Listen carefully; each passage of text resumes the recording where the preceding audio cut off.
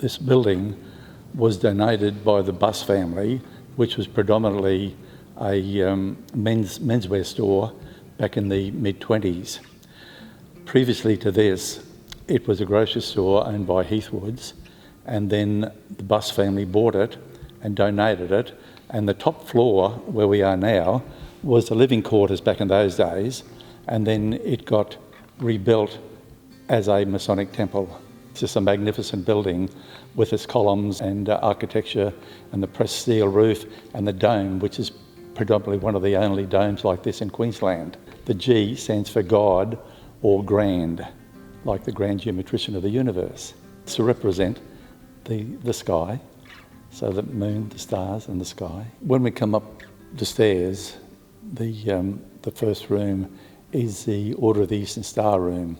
And then from there, when we turn around at the top of the stairs, we come along the hall.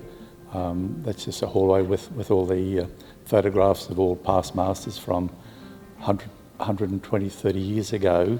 And then we come into this, our main building.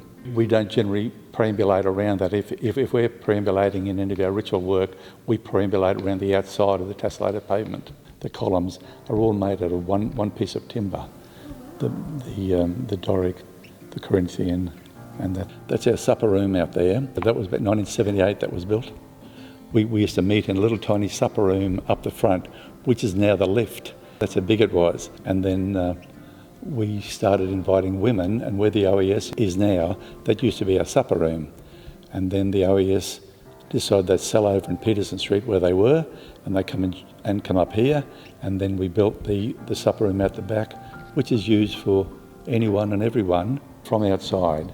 You don't expect to see a building like this with the architecture and all the columns.